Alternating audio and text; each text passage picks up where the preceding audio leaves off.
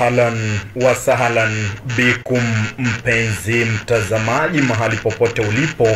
Kumbuka ni mimi wako mdarisi John Mark Mswahili. Kumbuka hii ni insha ya kiuamilifu ambayo wengi wameniitisha, na hivyo basi nami sina shaka, nami sina la ziada. Nimeonelea wacha niweze kuwaletea insha ya kiuamilifu ambayo imeitishwa, ambayo sikuwa nimeshughulikia, insha ya mahojiano. Mahojiano ni insha mojawapo ya insha za kiuamilifu. Bila kupoteza hata nukta ya sekunde, wacha tuweze kuangalia mambo ya kuelewa katika insha ya mahojiano. La kwanza, mahojiano hutokana na neno hoji. Hii ina maana ya kwamba kuna mtu mmoja au kundi la watu ambao huoji kundi jingine.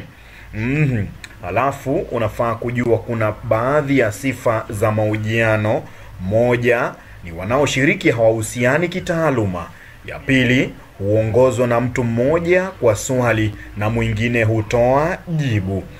Wanaoshiriki hubainishwa kwenye kichwa. Hivyo kule juu, kabla uanze kuandika mahojiano, lazima uweze kuonyesha ama kuweza kuwabainisha wanaoshiriki kwenye kichwa ama kwenye mada.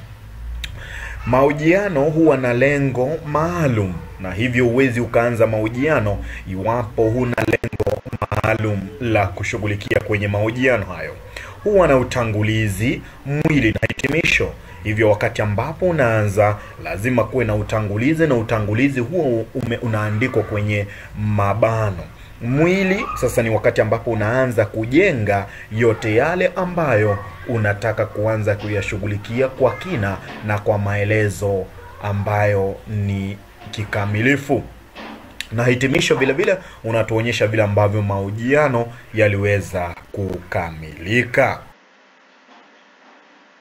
Basi mahojiano baina ya mwanafunzi na mwanaharakati wa haki za watoto ni mfano kabambe wa mahojiano wa kuleta dira kamili kwa mpenda lugha yeyote. Huu ni mfano tu wa yale ambayo yanafaa kupatikana kwenye mahojiano.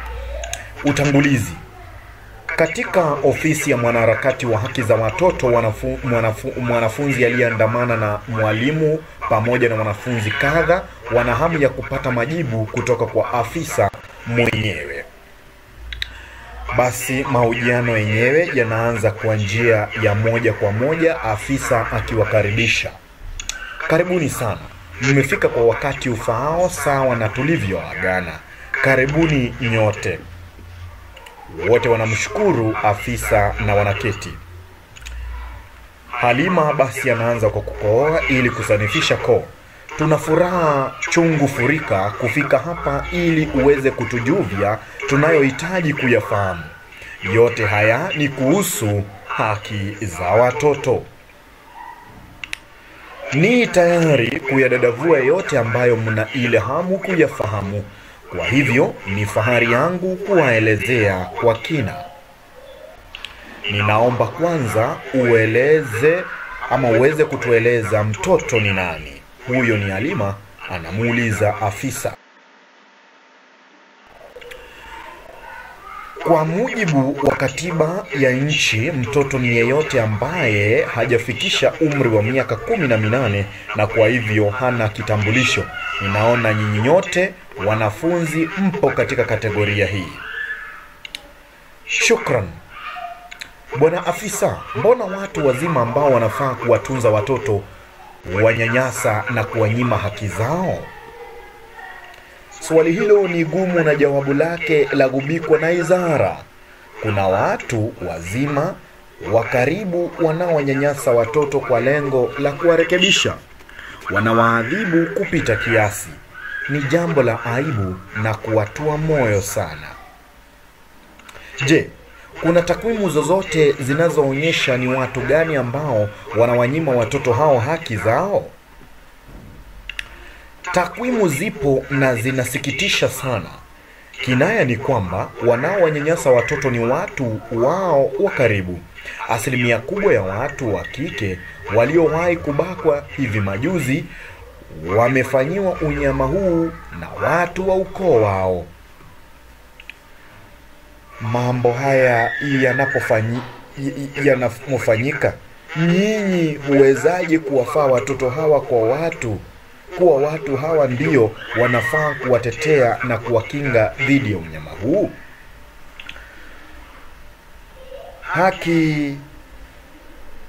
Hakika ni jambo la kusikitisha na kukeketa maini sana, kwa kuwa waathiriwa huishi wakimeza mafunda mazito na machungu. Wengine hukosa kuwaripoti watu hao wa karibu kwa kuwa ni walezi au wazazi wao. Hata hivyo, tukipokea habari za hujuma kama hizi, sisi huwachukulia hatua ya kuwapa adhabu kama wahalifu wengine.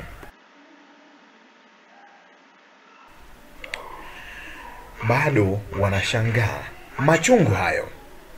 Kulingana na takwimu zilizopo, zinaonyesha kuwa ni watoto wa kike pekee ambao wanafanyiwa unyama huu. Je, huu ni ukweli? La hasha, japo kwa kiasi kidogo kuliko wasichana. Wavulana pia hujikuta katika hatari ya kulawitiwa na watu wazima. Si kulawitiwa tu, bali pia hubakwa na wanawake wenye umri mkubwa kuwaliko wao kwa lengo la kuahidiwa fedha.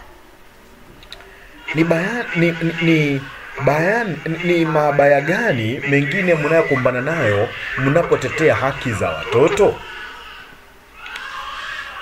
Swala la unyimaji haki ni pana sana. Siwezi nikalizungumzia na kulimaliza kwa kikao kimoja, ila kubwa tumelishuhudia hapa kwa kiasi kikubwa ni mzazi kumwadhibu mtoto kupita kiasi. Si ajabu kumwona baba akimpiga mtoto ndata vibaya. Wengine huripotiwa wakiwa na majeraha mabaya na wengine hata uaua.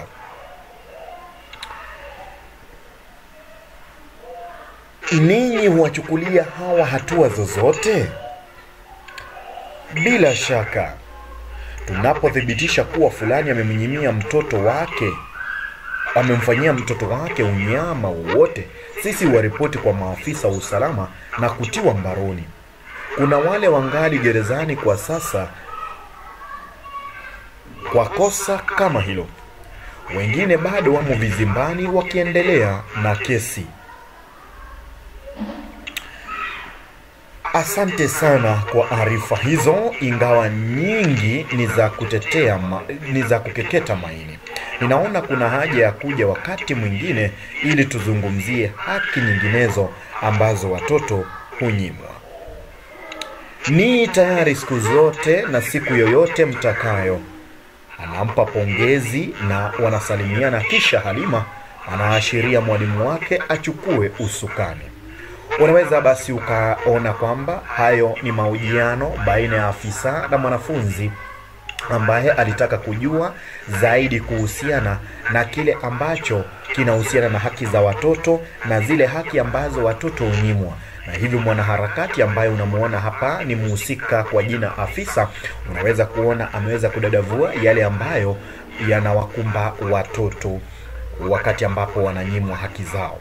Ni mengi zaidi ambayo tungeweza kuzungumzia, na pale ambapo kumekuwa na kosa la kimitambo ama kumekuwa na makosa ya haijai, ni kwa sababu ya tarakilishi ambayo ilikuwa inafanya yale ambayo hayafai kufanyika kwa sababu ni kosa la kimitambo.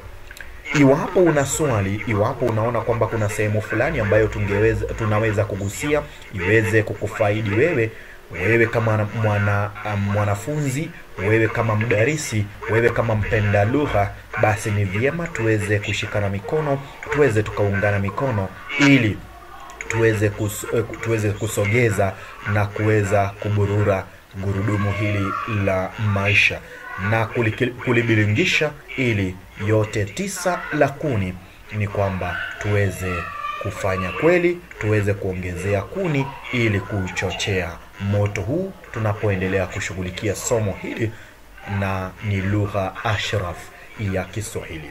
Hadi wakati mwingine, ni mimi wako John Mark Mswahili.